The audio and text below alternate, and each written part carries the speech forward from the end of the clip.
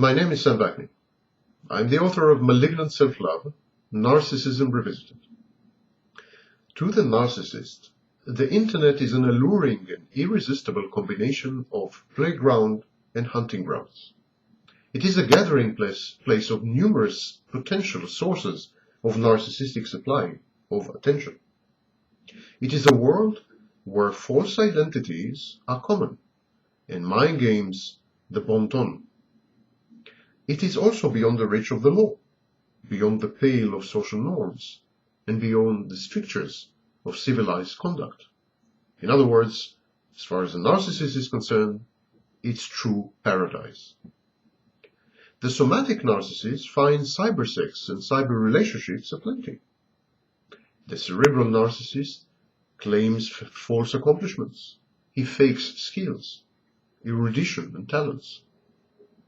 Both these types of narcissists, the somatic and the cerebral, even when they are minimally communicative, end up at the instantly gratifying epicenter of a cult of fans, followers, stalkers, erotomaniacs, denigrators, and plain nuts. The constant attention and attendant quasi-celebrity feed and sustain the grandiose fantasies and the inflated self-image of the narcissist. So in a way, the internet is an extension of the real-life narcissistic pathological space, the narcissist milieu and environment, offline. But the internet is without the risks, the injuries, the disappointments, and the hurt that is common in reality. In the virtual universe of the web, the narcissist vanishes and reappears with ease. He often adopts a myriad aliases and nicknames and handles. The narcissist fends off criticism, abuse, disagreement, and disapproval effectively and in real time by merely not being there anymore. At the same time, he preserves the precarious balance of his infantile personality by reappearing or by pretending to be someone else. Narcissists are therefore prone to internet addiction. It fulfills many of their emotional needs. The internet, of course, has positive characteristics, but unfortunately they are largely lost on the narcissist. He is not keen on expanding his horizons, on fostering true relationships with others, on getting in real contact with people. The narcissist is forever the provincial in the internet because he filters everything through the narrow lens of his addiction to narcissistic supply. He measures others on the internet.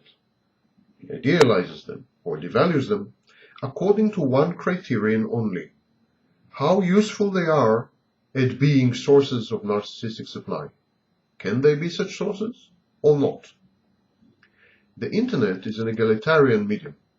People on the internet are judged by the consistency, the quality of their contributions, not by the content or bombast of their claims.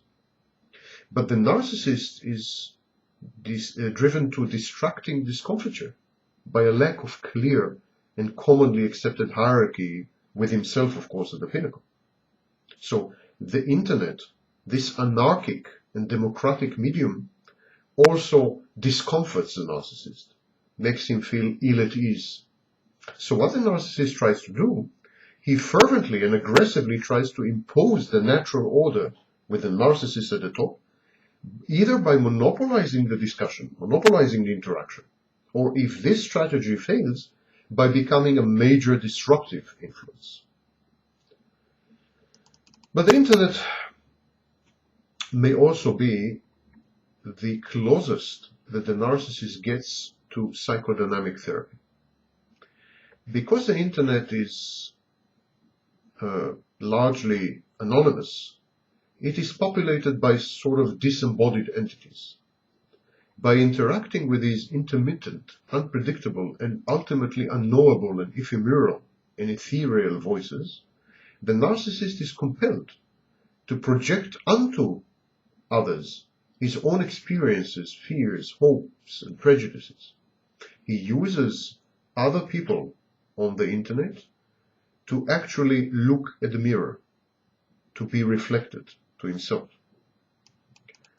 Transference and countertransference are quite common on the internet, and the narcissist's psychological defense mechanisms, notably projection and projective identification, are frequently aroused. The therapeutic process is set in motion by the unbridled, uncensored, and brutally honest reactions to the narcissist's repertory. People give feedback to the narcissist when he displays his antics, his pretensions, his delusions, and his fantasies. And never mind how painful this feedback is, it provokes the narcissist into thinking. It gives him insight. And in this sense, it's remedial, it's therapeutic. The narcissist, ever the intimidating bully, is not accustomed to such resistance. Initially, it may heighten and sharpen his paranoia and lead him to compensate by extending and deepening his grandiosity. Some narcissists withdraw altogether from the internet, reverting to a schizoid posture. They shun others. Other narcissists become openly antisocial, and they seek to subvert, to sabotage, and to destroy the online sources of their frustration. A few narcissists retreat and confine themselves to the company of adoring sycophants and unquestioning groupies. But a long exposure to the culture of the net, which is irreverent, skeptical, and populist, usually exerts a beneficial effect even on the staunchest and most rigid narcissist. Far less convinced of their own superiority and infallibility, having been exposed to the internet, some online narcissists mellow and begin hesitantly to listen to others, to actually collaborate with them. Ultimately, most narcissists, those who are not schizoid and those who don't shun social contact, most narcissists tire of the virtual reality that is cyberspace. The typical narcissist needs tangible narcissistic supply. He needs to look them in the eye. He needs to press the flesh. He craves attention from real, live people, flesh and blood.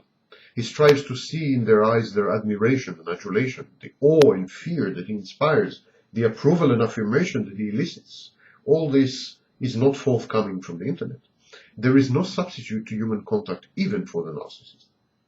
Many narcissists try to carry online relationships they nurtured into their logical extension. So they try to conclude them and consummate them offline. They try to meet the people they've interacted with on the net. Other narcissists burst upon the cyber scene intermittently, vanishing for long months, only to dive back in and reappear, reinvigorated, and then to disappear again. Reality beckons, and few narcissists can resist the siren call of offline. They are therefore not true netizens. They are fly-by-night creatures.